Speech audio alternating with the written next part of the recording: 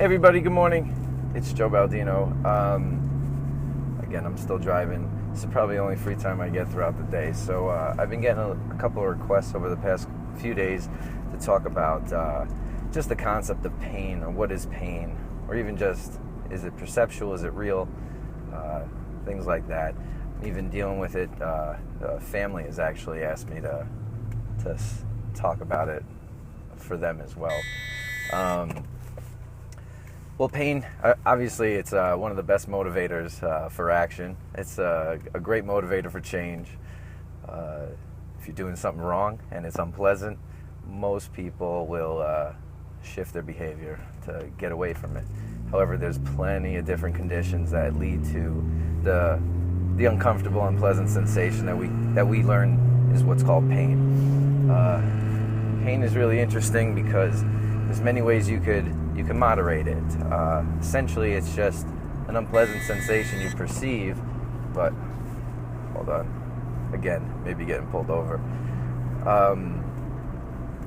Pain essentially isn't pain until your emotional systems tag it.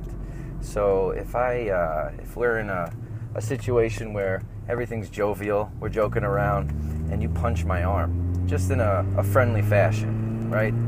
The emotions are in a positive light.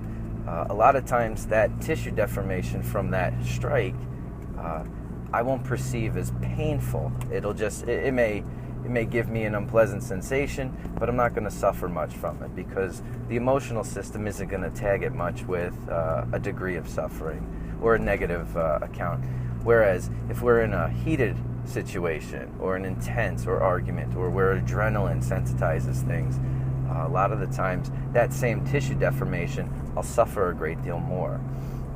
What happens also with people with chronic pain, that's more of acute.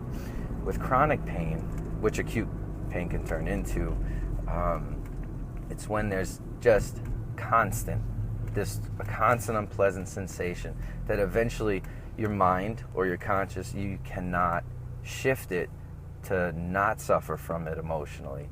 So a lot of the times the problem with that is it creates this loop that actually starts to inhibit other areas of the brain, and those areas of the brain actually start to atrophy, almost like a non-used limb. It kind of shrinks a little bit. So then you lose a lot of potential for how the brain could actually work to overcome the mind in a way.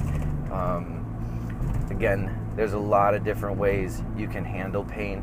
Medicine, a lot of the times, their mechanisms really don't stop pain, but what it does is it limits the limbic system or your emotional systems from tagging it with such a higher degree of suffering. So you kind of feel it, but you just don't really care much about it. I'm going through something with a family member right now who has a really serious terminal illness, and he's in consistent pain.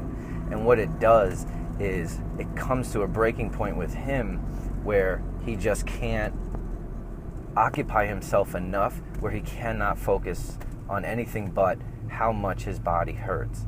So the interesting part is just through a phone call or FaceTime, we'll start talking, chatting, reminiscing, and all of a sudden that anxiety that he has, or the pain generates this anxiety or this emotional response in him, in a few sentences, all of a sudden the pain goes away. He stops rocking, he stops perseverating and repeating the same things, and all of a sudden he's now able to focus, and it just kind of brings him back and gets him out of his pain, essentially. It's not a medicine, it's just using the different mechanisms throughout the basal ganglia, the connections from his limbic and cognitive circuits, and then now when he's out of pain, he has a perception now he can move. So then we could use his motor circuits to kind of help dampen that perception or that suffering level that he has from pain. I could talk more of it. Again, thank you for watching, and share this if you know anybody else that can maybe get even a glimmer of understanding or hope out of this. Thank you very much. And if you have any other questions, let me know if I could talk about any other subjects or even elaborate on this concept of what pain is, because pain causes a great deal of suffering where it really shouldn't.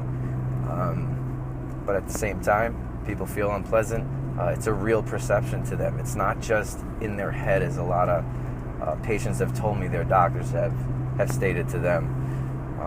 I mean, it is in your head, that's where you perceive it, but in reality, they're making it seem like you're making it up, where I think pain is a very real, unpleasant perception.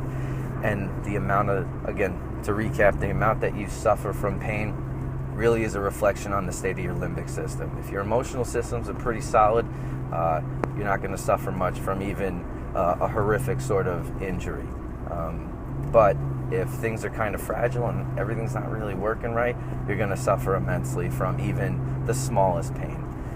So I got to get in.